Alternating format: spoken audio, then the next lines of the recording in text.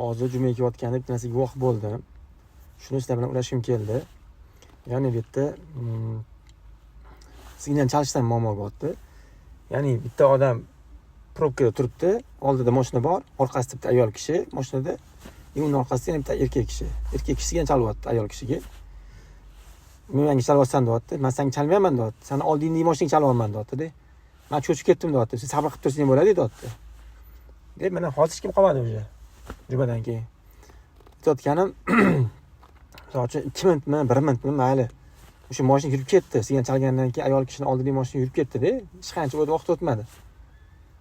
Aytmoqchimanki, ayol kishi ham nimadir tashlab qoldi, erkak kishi ham nimadir tashladi. Xullas, ayni juma paytida, ma'ruza bo'layotgan paytda, xullas, bu odam ko'rayotgan odam noqulaylik his qildi-da. O'shaning uchun ozgina shunaqa joylarda sabrli bo'lish kerak ekanda. Sog' bo'linglar.